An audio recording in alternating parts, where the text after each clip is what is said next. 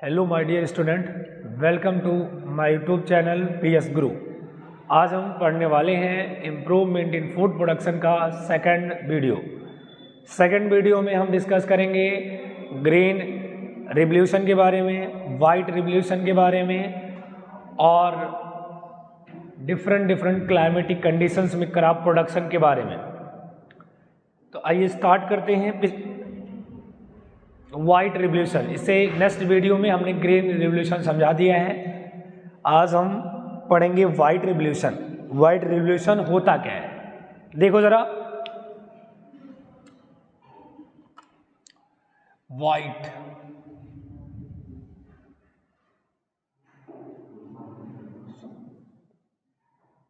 देखो जरा, white revolution. इससे पहले वीडियो में हमने आपको समझाया था ग्रीन रिवॉल्यूशन होता क्या है, समझ में आया? सुनो जरा, एक बार फिर से रिपीट कर रहा हूँ। हमने बताया था ग्रीन रिवॉल्यूशन लाने की वजह क्या थी कि जो हमारे पास क्रॉप्स थे उनकी प्रोडक्शन की क्या बढ़े, क्वांटिटी बढ़े, क्वांटिटी इंप्रूव होना। और क्रॉप्स की क्वांटिटी इंप्रूव करने के लिए हम करते क्या थे, हमारे पास दो तरीके अपनाए गए थे ना। एक तो हम फर्टिलाइज़र का इस्तेमाल करते थे और दूसरा हाई क्वालिटी सीड का इस्तेमाल करते थे। इससे नतीजा ये हुआ कि फूड प्रोडक्शन का जो है क्वांटिटी इंप्रूव हुआ। समझ आया? देखो, इसके बाद आया था वाइट रिवॉल्यूशन। वाइट रिवॉल्यूशन में देखो क्या इसमें सबसे ज़्यादा फोकस किया गया था, किस पे? इस पे मिल्क प्रोडक्शन पे फोकस किया गया था, है ना। तो इसमें वाइट रिवॉल्यूशन में क्या इंक्रीज किया गया था, फूड प्रोडक्शन की वैल्यू को इंक्रीज किया गया था। तो क्या मैं लिख सकता हूं, मिल्क प्रोडक्शन इंक्रीज किया गया, मिल्क प्रोडक्शन। इसमें मिल्क प्रोडक्शन को इंक्रीज किया गया, मतलब मिल्क प्रोडक्शन की क्वांटिटी को बढ़ावा दिया गया कि ज़्यादा ज़्यादा मात्रा में दूध का उत्पादन करिए, है ना। इसलिए जगह जगह पे क्या बनाए गए, डेयरी फार्म मैनेजमेंट बनाए गए, है ना। तो इसे इंट्रोड्यूस क्या कराया गया, इंट्रोड्यूसिंग डेयरी, है ना, डेवलपमेंट प्रोग्राम। समझ है? क्या बनाया गया, डेयरी डेवलपमेंट प्रोग्राम। तो जरा देखो वाइट रिवॉल्यूशन है क्या। वाइट रिवॉल्यूशन के अंतर्गत हम लोग मिल्क प्रोडक्शन की बढ़ावा दे रहे हैं, मिल्क प्रोडक्शन को बढ़ावा दे रहे हैं। उसके लिए जगह जगह पे हम क्या करेंगे, डेयरी डेवलपमेंट प्रोग्राम की व्यवस्था करेंगे। मतलब जगह जगह पे डेयरी का उद्घाटन करेंगे, बनाएंगे, डेयरी बनाएंगे, है ना। ये चीज वाइट रिवॉल्यूशन के अंतर्गत आती है, ठीक है। आगे देखो, इसके बाद वाइट रिवॉल्यूशन के बाद हम क्या पढ़ने वाले हैं,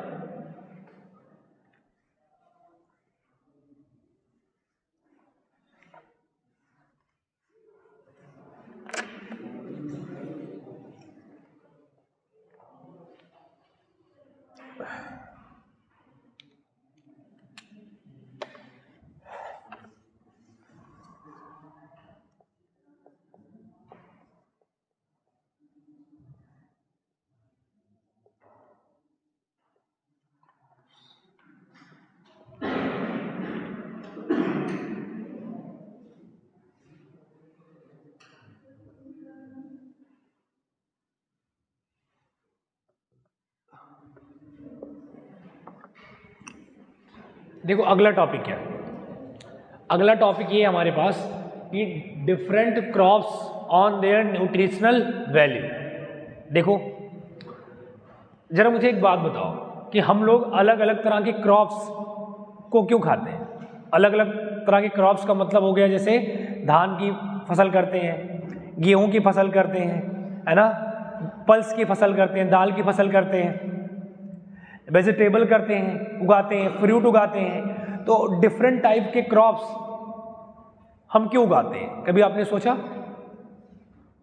क्योंकि उनकी वैल्यू अलग अलग होती है ना, क्योंकि उनकी न्यूट्रिशनल वैल्यू अलग अलग मिलती है ना। सही है गलत है? उनकी न्यूट्रिशनल वैल्यू अलग अलग होती है ना। जैसे आप पल्स खा रहे हो तो उससे प्रोटीन मिल रहा है, वेजिटेबल खा रहे हो तो मिनरल मिल रहा है ना, विटामिन मिल रहे हैं, फ्रूट खा रहे हो विटामिन मिनरल मिल रहे हैं। समझ रहे हो?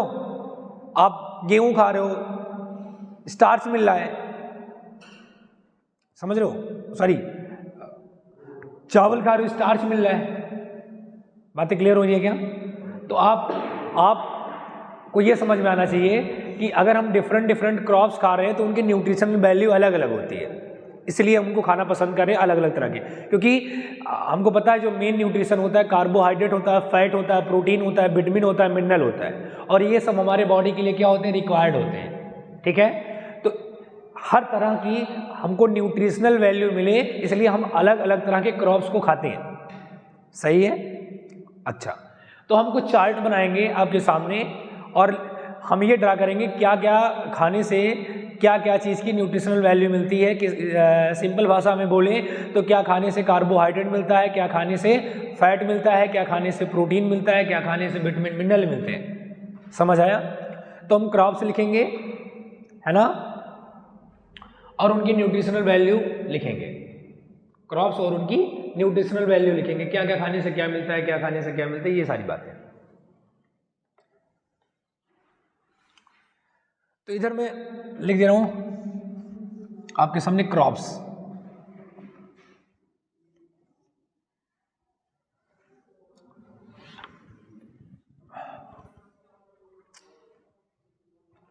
एग्जाम्पल,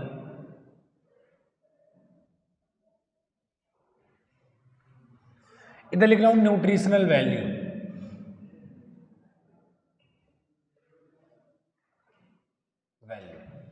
ठीक है,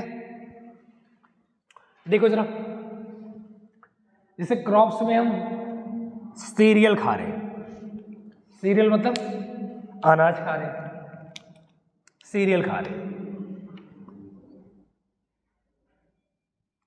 सीरियल खा रहे हैं, ठीक है, अनाज खा रहे हैं। इसमें मिलेगा क्या?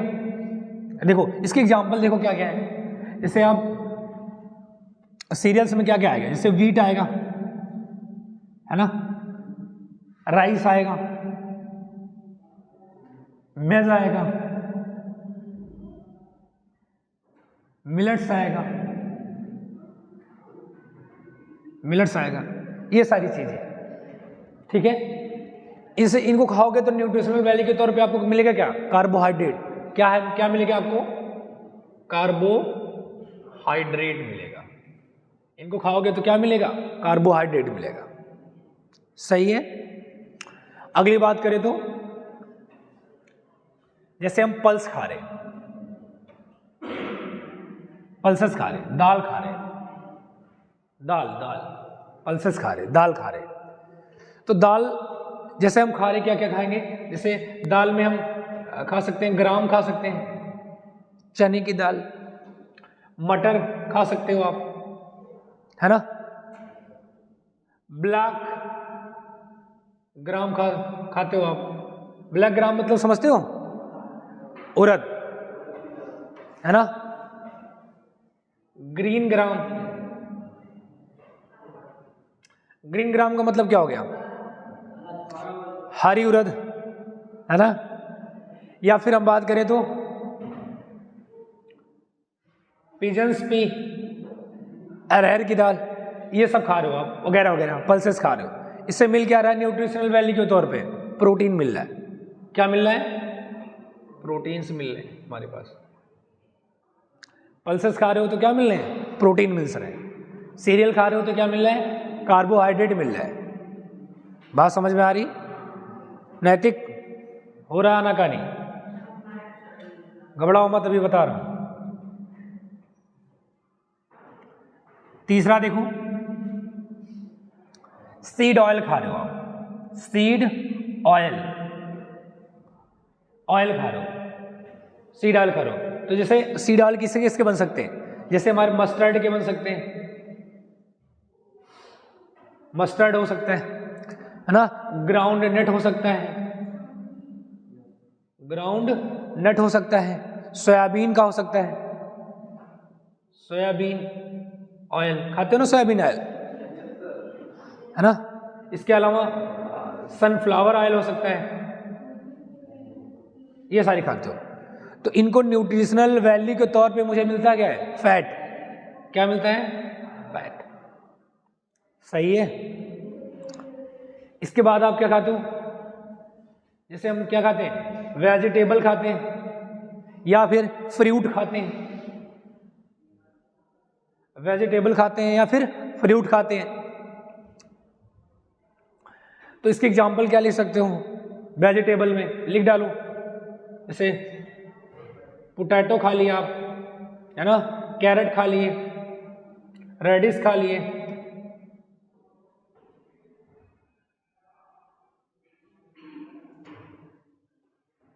रेडिश खा लिए, या फ्रूट खा लिए, है ना, ऑरेंज खा लिए, मैंगो खा लिए, जो भी।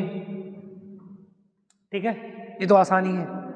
जब आप वेजिटेबल फ्रूट खाते हो इससे मिलते क्या है? Vitamin mineral. क्या मिलते हैं हमारे पास? विटामिन मिलते हैं या फिर मिनरल मिलते हैं। विटामिन और मिनरल मिलते हैं, और बहुत कह सकते हो बहुत लेस क्वांटिटी में कार्बोहाइड्रेट, फैट, प्रोटीन मिलता होगा। ज़्यादातर तो यही मिलते हैं। तो इस तरह से हमने देखा कि हमारे पास डिफरेंट टाइप के क्रॉप्स हैं और उनकी अलग अलग न्यूट्रिशनल वैल्यू है ना। इसलिए हम डिफरेंट टाइप के क्रॉप्स को खाना पसंद करते हैं, क्योंकि अलग अलग तरह की न्यूट्रिशनल वैल्यू मिलेगी। और अगर अलग अलग तरह की न्यूट्रिशनल वैल्यू मिलेगी, जैसे carbohydrate, fat, protein, vitamin, mineral सब मिलेंगे, तो हमारी बॉडी की रिक्वायरमेंट पूरी होगी। और हमारी बॉडी की रिक्वायरमेंट पूरी होने से हमारी बॉडी का ग्रोथ, डेवलपमेंट होगा अच्छे से। तो हमें ये समझ में आया, इस कॉन्सेप्ट से ये समझ में आ रहा है कि हमको डिफरेंट टाइप की न्यूट्रिशनल वैल्यू लेनी चाहिए। मतलब carbohydrate, fat, protein, vitamin, mineral सब खाना चाहिए। अगर आप सब नहीं खा रहे हो तो हमारी बॉडी की रिक्वायरमेंट पूरी नहीं होगी। जैसे हमने कह दिया आपसे कि आप कार्बोहाइड्रेट खाए, है ना, फैट खाए, प्रोटीन खाए, लेकिन विटामिन मिनरल कम ले रहे हो, तो क्या आप बैलेंस डाइट खा रहे हो? नहीं। कल ही हमने बताया था कि कार्बोहाइड्रेट, फैट, प्रोटीन तो एनर्जी दे देता है, लेकिन जब तक विटामिन मिनरल नहीं खाओगे तब तक कार्बोहाइड्रेट, फैट, प्रोटीन अच्छे से काम नहीं कर पाएगा। सही है। तो इस तरह से अलग अलग क्रॉप्स की अलग अलग न्यूट्रिशनल वैल्यू है, जो आपके सामने चार्ट में दिया गया है, इसको नोट करो, है ना। और हम पढ़ेंगे अगला concept.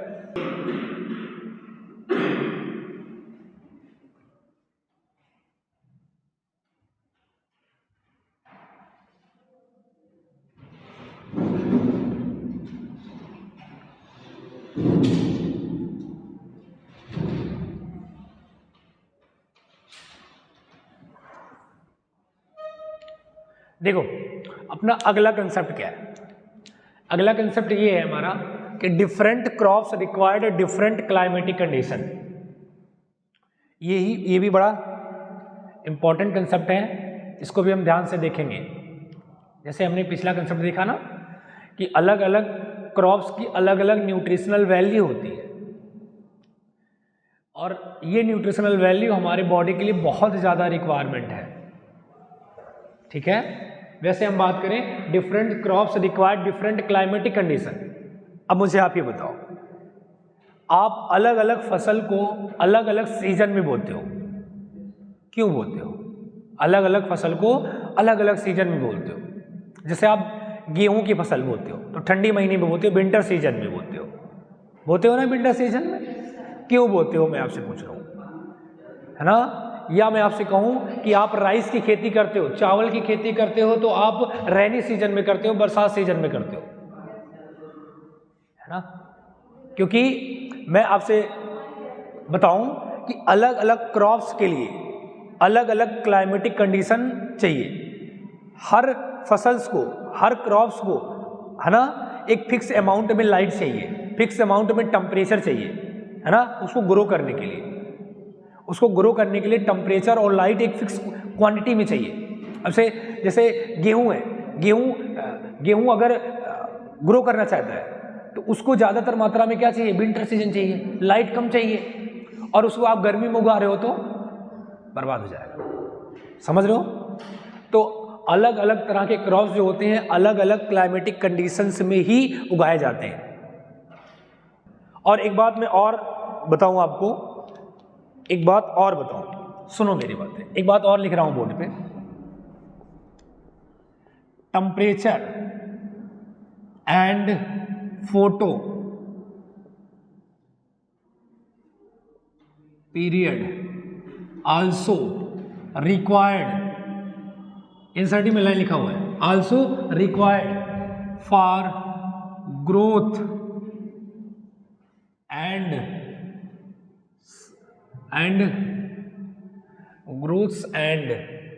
Life cycle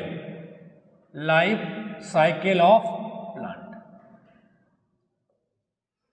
temperature and photo period also required for growth and life cycle of plant. इसका मतलब क्या है, जैसे हमने इसको समझाया आपको कि अलग अलग प्लांट को अलग अलग क्लाइमेटिक कंडीशंस में ही उगाते हैं, क्योंकि उनको एक फिक्स अमाउंट में लाइट चाहिए, फिक्स अमाउंट का में टेम्परेचर चाहिए उनको ग्रो करने के लिए।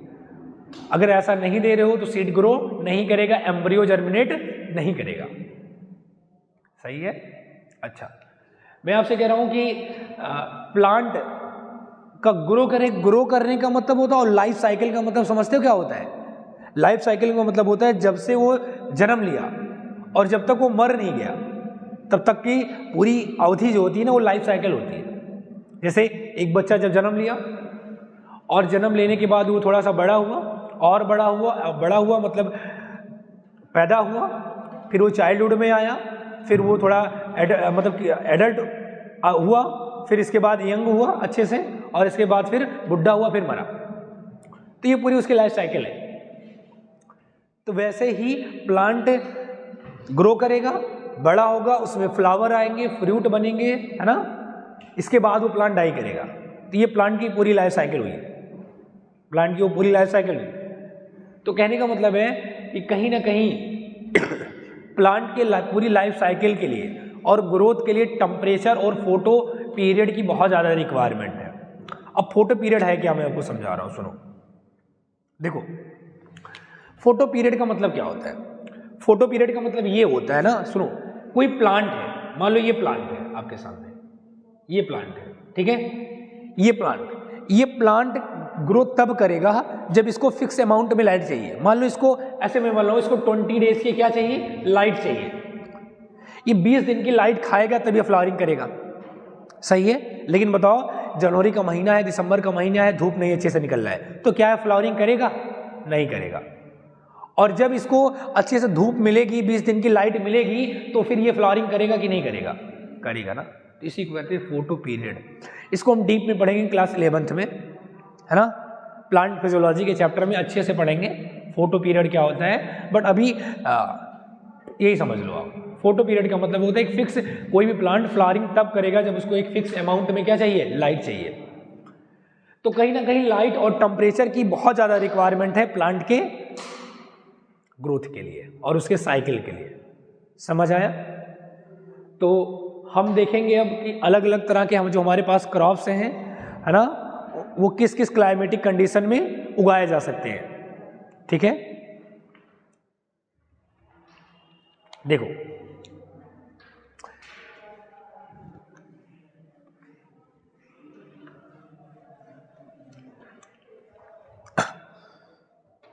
देखो, सीजन के अकॉर्डिंग हम क्रॉप्स को 3 कैटेगरी में डिवाइड किए। ठीक है, कि भाई हमारे पास 3 सीजन है और 3 सीजन के हिसाब से हम क्रॉप्स को 3 कैटेगरी में डिवाइड किए। देखो, पहला अगर बात करें आपसे, पहला आपका है, ऐसे यहां लिख दूं, क्रॉप्स, है ना,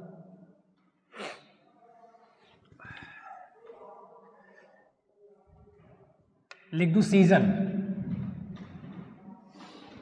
है ना, और इनके एग्जाम्पल लिख दूं। ठीक है, जैसे हमारे पास कितने तरह के क्रॉप्स हैं? 3 तरह। जैसे एक है आपका खरीफ की फसल, खरीफ क्रॉप, ठीक है। दूसरा कौन सा है? रबी की फसल। तीसरा क्या है? जायद की फसल, जायद क्रॉप। 3 तरह के हमारे पास क्रॉप्स बनते हैं सीजन के अकॉर्डिंग, खरीफ, रबी, जायद। ठीक है, खरीफ की फसल, रबी की फसल और जायद की फसल, 3 तरह के फसल हमारे पास होते हैं। देखो ये खरीफ की फसल होती है ना, ये उगाई कब जाती है? रैनी सीजन में। कब उगाई जाती है? रैनी सीजन, रैनी सीजन में उगाई जाती है। ठीक है, और याद कैसे करोगे? अगर मान लो आप भूल रहे हो कि खरीफ की फसल कब उगाई जाती है, तो ऐसे याद कर लो, देखो रैनी में क्या रहा आर, और यहाँ खरीफ में क्या रहा के, तो ऐसे याद कर लो आर के, है ना, आर के से याद कर सकते हो आप। ठीक है, भूल जाओ तो याद कर सकते हो। जो कि खरीफ की फसल कब उगाई जाती है? रैनी सीजन में उगाई जाती है। और दूसरा रबी की फसल कब उगाई जाती है? विंटर सीजन में। कब उगाई जाती है? विंटर सीजन में। ठीक है, रबी की फसल कब उगाई जाती है? विंटर सीजन में उगाई जाती है। कब उगाई जाती है? विंटर सीजन में। और जायद की फसल कब उगाई जाती है? समर समय में, गर्मी के समय में, समर टाइम में जायद की फसल उगाई जाती है। सही है। अच्छा, रैनी सीजन की बात करें तो रैन की बात करें तो रैन कितने से कितने तक के बीच में हो सकता है? जैसे मैं बोलूँ तो करीब करीब जून से लेके अगर बात करूँ तो अक्टूबर तक बारिश की संभावना होती है। तो रैनी सीजन आपका इतने से इतने बीच का रैनी सीजन है ना, इतने से इतने बीच का क्या है? रैनी सीजन है। हाँ,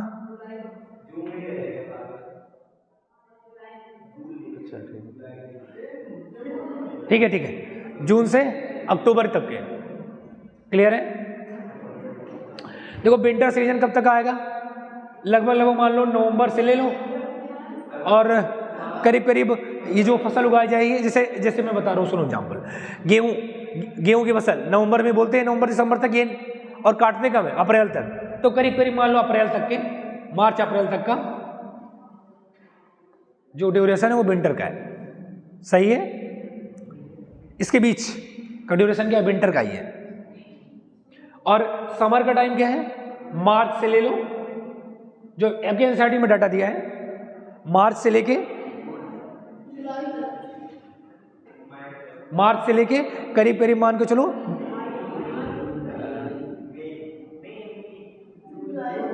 नहीं, जून तक का ले लो, जुलाई तक का ले लो, जुलाई तक, मई तक। चलो अच्छा ठीक है, जून तक ले लेते हैं, हटाओ। अरे इतना का है, टेंशन नहीं हो इसके लिए, जून तक है ना समर का सीजन। इसके बीच में आपको एक आंकड़ा बता रहे हैं ना, आंकड़ा इतना टेंशन मत लियो। सही है,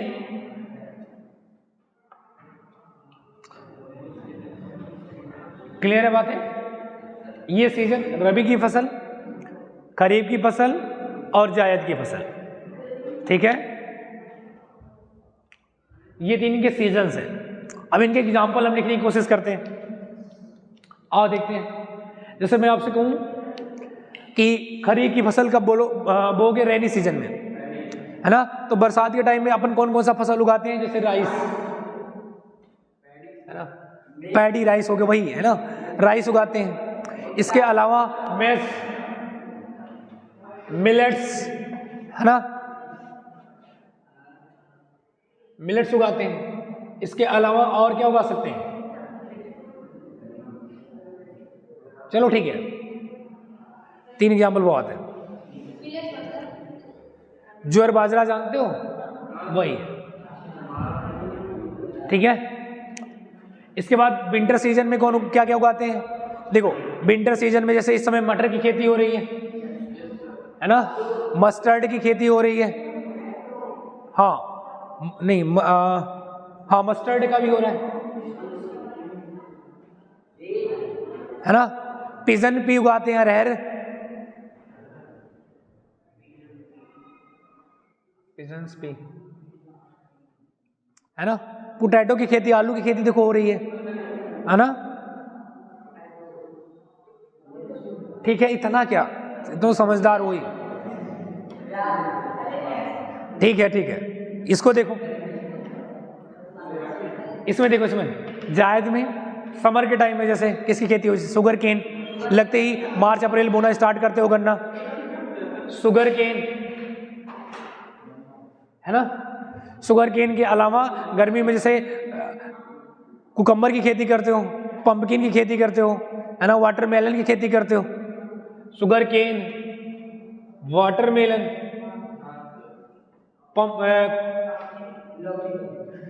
कुकम्बर, है ना, ये सब की खेती करते हो।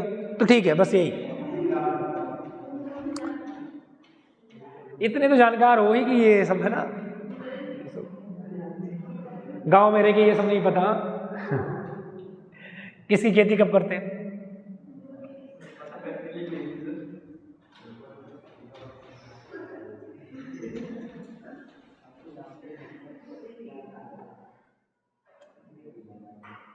अच्छा, ये रेनी सीजन में उसकी भी खेती की जाती है, मूंगफली की खेती की जाती है, ग्राउंड नट की भी खेती की जाती है। अब चाहो तो नोट कर लो, ग्राउंड नट।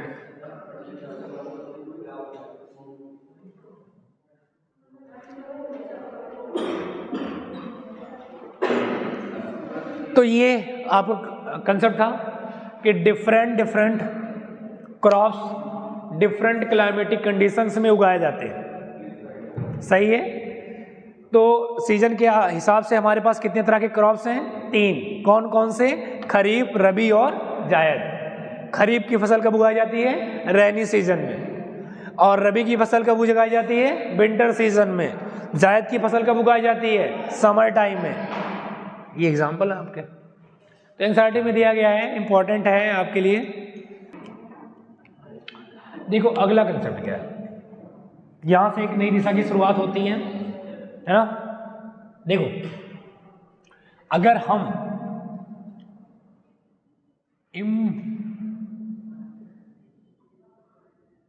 इम्प्रूवमेंट इन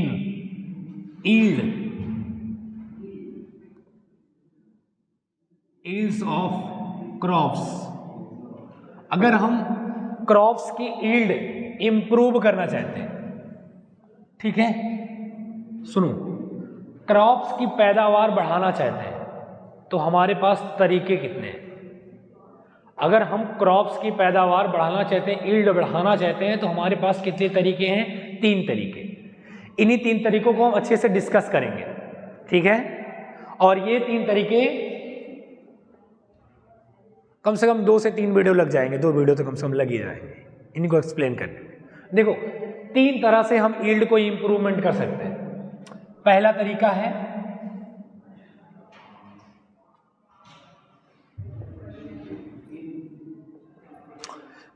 हमारे पास क्या है? पहला तरीका हमारे पास है कि हम इम्प्रूवमेंट इन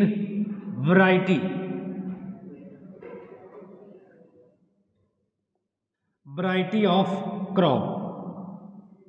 क्रॉप्स की वैरायटी में इंप्रूवमेंट करें, ठीक है। उसकी वैरायटी पे ध्यान दे दें कि अगर हम यील्ड बढ़ाना चाहते हैं तो किस क्रॉप्स की कौन कौन सी वैरायटी लगाएं, है ना, ये चीज। दूसरा,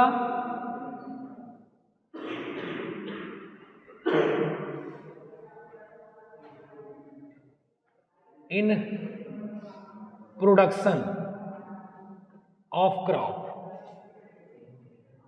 क्रॉप्स की प्रोडक्शन पे इंप्रूवमेंट करना स्टार्ट करें कि क्रॉप का प्रोडक्शन, इस बात पे ध्यान दें कि क्रॉप्स का प्रोडक्शन बढ़ कैसे सकता है। सही है, इस बात पे ध्यान दें। प्रोडक्शन कराने के लिए क्या क्या और उपाय निकालें हम, है ना, ये जब पढ़ेंगे सीखेंगे इसमें आएगा क्या क्या, ठीक है। और तीसरा, इंप्रूवमेंट करें इन प्रोटेक्शन ऑफ क्रॉप को किस किस तरह से प्रोटेक्ट करें, जरा मुझे बताओ। अगर आप अच्छा यील्ड कमाना चाहते हो क्रॉप्स की, तो जरूरी ये है कि उसकी वैरायटी इंप्रूव करो, जरूरी है कि उसको नए नए तरह से उगाने के तरीके ढूंढो, है ना। और अगला है कि सबसे और जरूरी है कि उसका प्रोटेक्शन जरूरी है कि नहीं। प्रोटेक्शन बहुत जरूरी है। जैसे हम फसल उगाते हैं, पता चलता है कीड़े खा गए, है कि नहीं, तो फसल बर्बाद हो गई। जैसे देखते हो गेहूं की फसल कभी कभी बर्बाद हो जाती है, धान की फसल बर्बाद हो जाती है ना। तो बहुत ज़्यादा जरूरी है, प्रोटेक्शन जरूरी है। तो कहीं ना कहीं ये 3 बातें आप बहुत ध्यान दो कि अगर हम क्रॉप्स की यील्ड बढ़ाना चाहते हैं तो इन बातों की वैरायटी पे फोकस करें। अगला उनके प्रोडक्शन पे फोकस करें और अगला उनके प्रोटेक्शन पे फोकस करें। ये 3 मेन हो जाता है हमारे लिए। सही है? हाँ। तो इसमें से पहला पढ़ना स्टार्ट करेंगे, improvement in variety of crops. Crops की वैरायटी कैसे इंप्रूव कर सकते हैं, इस पे बात जाएगी।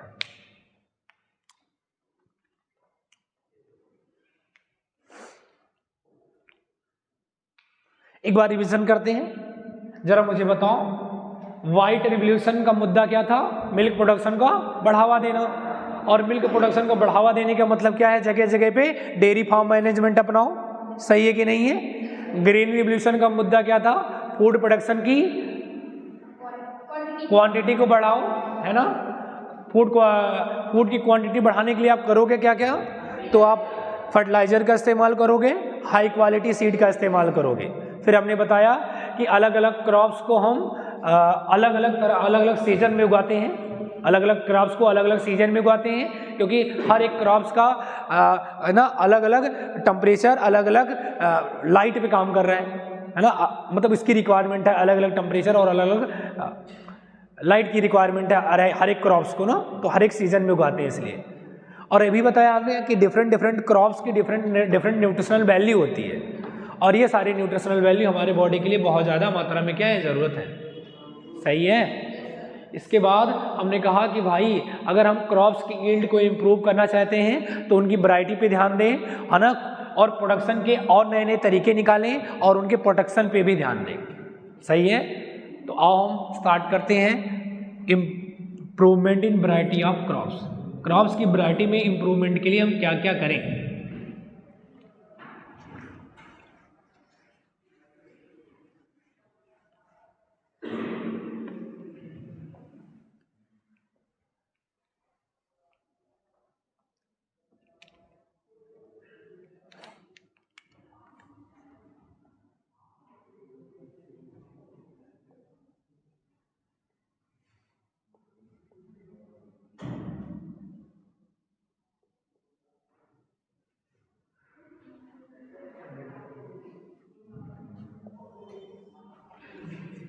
देखो,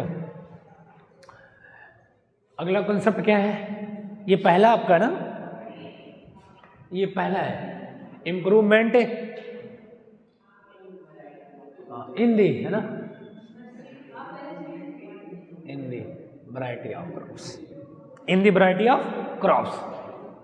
देखो, अगर हम वैरायटी को इंप्रूव करना चाहते हैं तो हमारे पास 2 तरीके हैं। एक तो है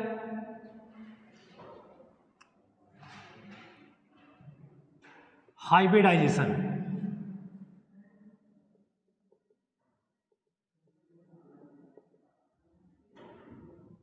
हाइब्रिडाइजेशन, ठीक है। और दूसरा क्या तरीका है? जीएमओ। क्या है? जीएमओ। जीएमओ क्या होता है? Genetically modified crops.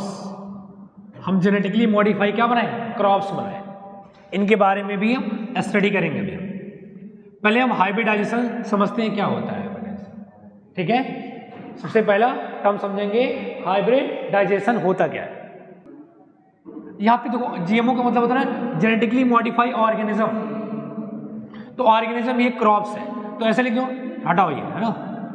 GMO crop लिखा जाता है। अगर आप चाहो तो जीएमओ क्रॉप्स लिखो, ठीक है। तो ऐसे लिखो, जेनेटिकली मॉडिफाई क्रॉप्स, ये लिख लो, ठीक है।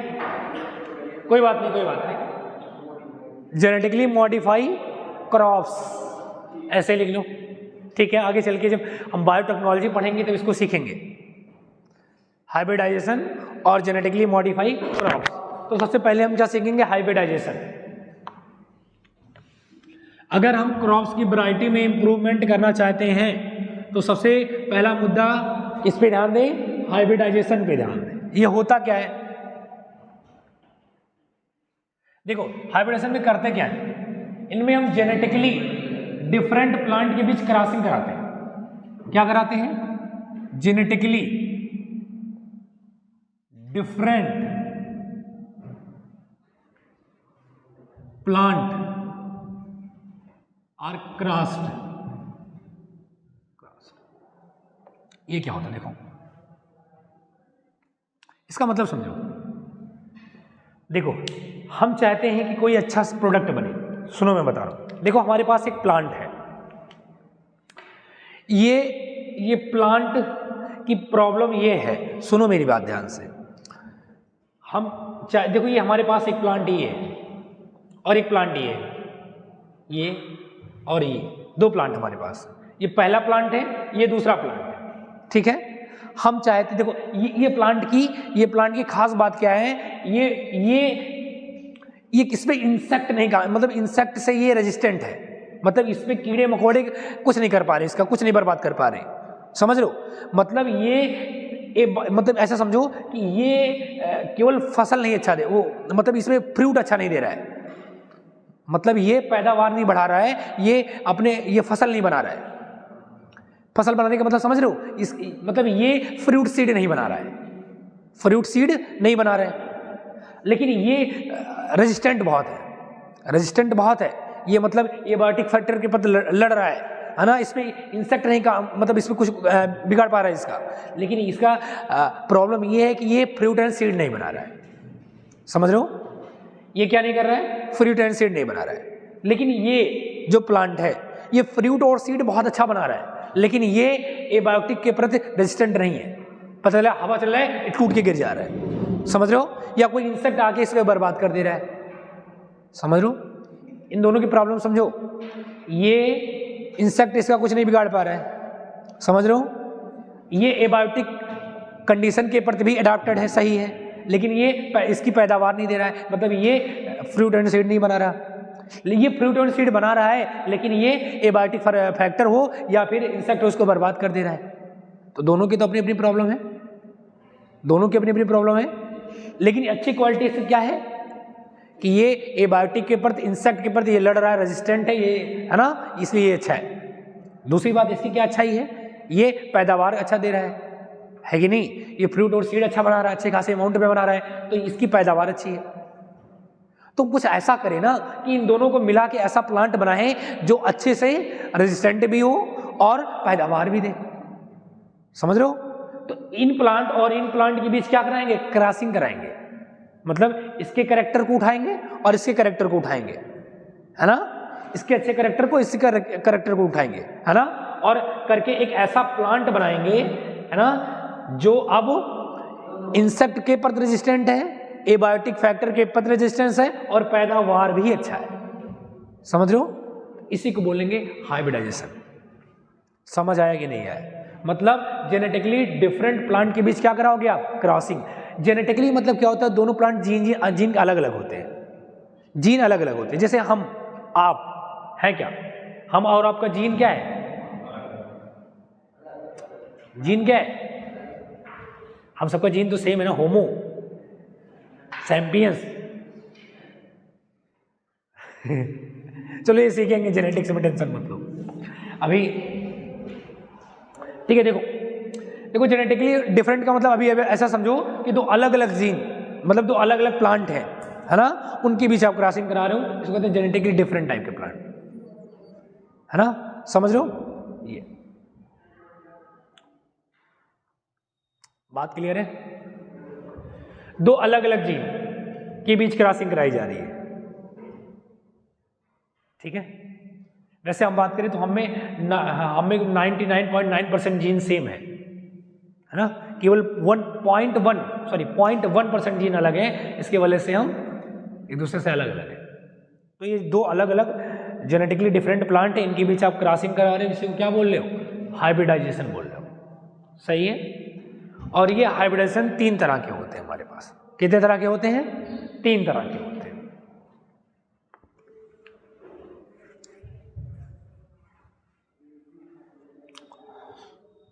देखो ये होते हैं, एक होता है इंटरब्राइटल, एक क्या होता है, इंटरब्राइटल,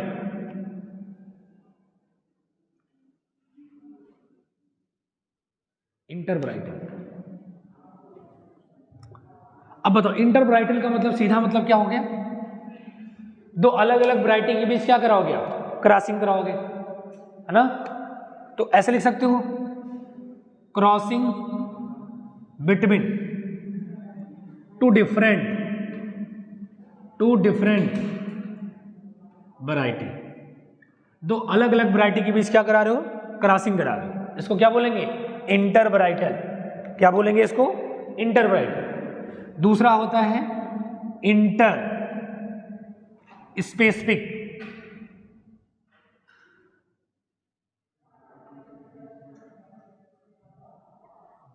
इंटर स्पेसिफिक। ये क्या होता है, देखो इंटर स्पेसिफिक मतलब होता है सेम जीन के दो अलग अलग स्पीसी। जैसे मैं आपको समझा रहा हूं, ये सेम जीन का मतलब क्या हो गया, जैसे आपने सुना होगा एक होता है लायन, है ना, और टाइगर, सही है। एक होता है लेपर्ड, पढ़े हो लेपर्ड।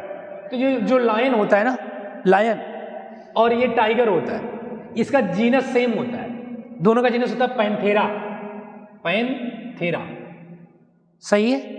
जीनस सेम होता है, इनके जीन सेम है, पैंथेरा है, लेकिन इसका स्पीसी अलग अलग है। ये देखो ये पैंथेरा लियो है ना, और ये पैंथेरा टिग्रिस है,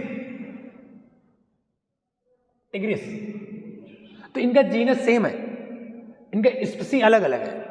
तो सेम जीनस की अलग अलग स्पीसी के बीच क्रॉसिंग कराओ, जैसे लायन और टाइगर के बीच क्रॉसिंग कराओ, समझ रहे हो। वैसे हम ऐसे दो प्लांट को उठाएंगे जिनके जीनस सेम हो लेकिन स्पीसी अलग अलग हो, उनके बीच हम क्या कराएंगे, क्रॉसिंग कराएंगे, उसको कहते हैं इंटर स्पेसिफिक। समझ आया।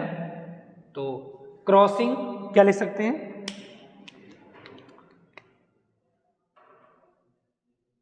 क्रॉसिंग बिटवीन, है ना, two different species of same genus,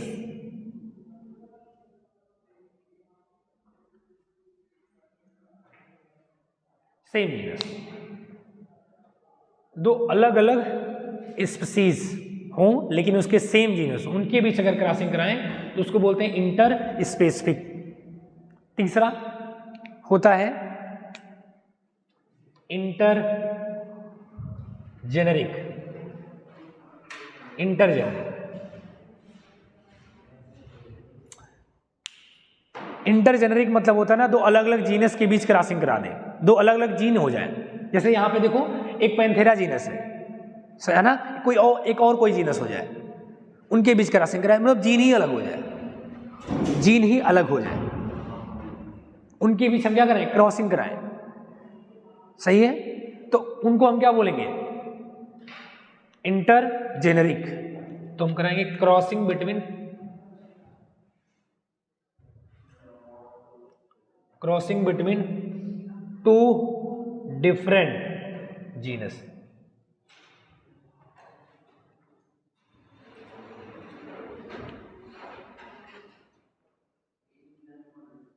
genus, crossing between two different genus, दो अलग अलग जीनस के बीच ही क्रॉसिंग करा दे तो उसको क्या बोलेंगे, इंटर जेनेरिक। तो ये समझ में आया हाइब्रिडेशन क्या होता है, मतलब जेनेटिकली डिफरेंट प्लांट के बीच आप क्रॉस कराओगे, फायदा क्या, नतीजा क्या निकलेगा, हम चाह क्या रहे हैं कि अच्छी वैरायटी बने। अभी दिखाया ना कि एक प्लांट ऐसा था जो एबायोटिक फैक्टर के प्रति और इंसेक्ट के प्रति रेजिस्टेंट था, लेकिन वो फ्रूट और सीड अच्छा नहीं बना रहा था। और दूसरा प्लांट ये था कि एबायोटिक प्रति और इंसेक्ट के प्रति रेजिस्टेंट नहीं था, लेकिन वो अच्छी मात्रा में फ्रूट और सीड बनाता था। दोनों के बीच क्रॉसिंग करा दी तो किससे हुआ क्या, वैरायटी अच्छी हो गई, इंप्रूव हो गई। इसको कहते हैं हाइब्रिडेशन। तीन तरह से करा सकते हो, इंटर वैराइटल दो अलग अलग वैरायटी के बीच में, या फिर सेम जीनस के दो अलग अलग स्पीसी के बीच में करा सकते हो, और या फिर दो अलग अलग जीनस के बीच क्रॉसिंग कराओगे आप। इसको क्या बोलेंगे, इंटर जेनेरिक। क्या बोलेंगे इसको, इंटर जेनेरिक। बात क्लियर है। तो पहला मेथड आपको समझ में आया कि अगर हम वैरायटी, क्रॉप्स की वैरायटी को इंप्रूव करना चाहते हैं तो क्या करें, हाइब्रिडेशन करें, ठीक है। दूसरा हम समझेंगे जेनेटिकली मॉडिफाइड क्रॉप्स बनाना, ये क्या होता है, ये सीखेंगे जेनेटिकली मॉडिफाई क्रॉप्स बनाना। Modify crops.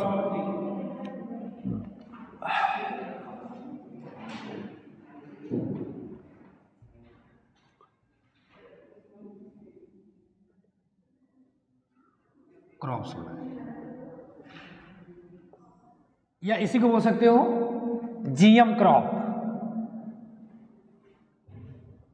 ठीक है, GM crops, genetically modify crops, GM crop, genetically modify crops. ये क्या होता है? देखो, क्रॉप्स के जीन में कुछ मॉडिफाई करें, जेनेटिकली मतलब क्या, जीन, तो क्रॉप्स के जीन में कुछ हम मॉडिफाई करें, ठीक है। सुनो,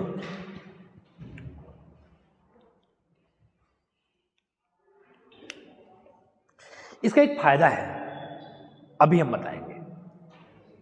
इसका एक फायदा है, फायदा क्या है अभी हम बताएंगे। देखो, एक हमारे पास प्लांट है ऐसा, वो अभी आपको पढ़ाएंगे आगे चल के बायोटेक्नोलॉजी में, नाम बीटी कॉटन है, बीटी कॉटन। लेकिन अभी बीटी कॉटन पे नहीं ध्यान देते हैं, बीटी कॉटन पे ध्यान नहीं देते, 11th में सीखेंगे, लेकिन उसका निचोड़ क्या है वो हम सीखेंगे, ठीक है। देखो, ये हमारे पास एक प्लांट है, ठीक है, ऐसे भी से अभी जानो। इसको प्रॉब्लम ये है ना कि इसको इंसेक्ट बर्बाद कर रहा है, इंसेक्ट बर्बाद कर रहा है इसको, कोई भी इंसेक्ट आगे इसको बर्बाद कर दे रहा है, ये प्लांट बर्बाद हो जा रहा है।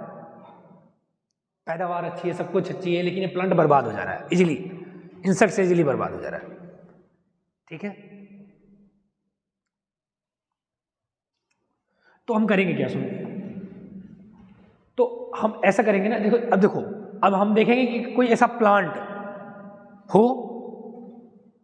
हम ये देखेंगे कोई ऐसा प्लांट हो, ऐसा प्लांट है ना, जो आसानी से बर्बाद नहीं हो रहा है, इंसेक्ट से आसानी से बर्बाद नहीं हो रहा है, इंसेक्ट से आसानी से बर्बाद नहीं हो रहा है, ठीक है। इंसेक्ट से आसानी से बर्बाद ये नहीं हो रहा है, ये प्लांट है जो बर्बाद हो जा रहा है।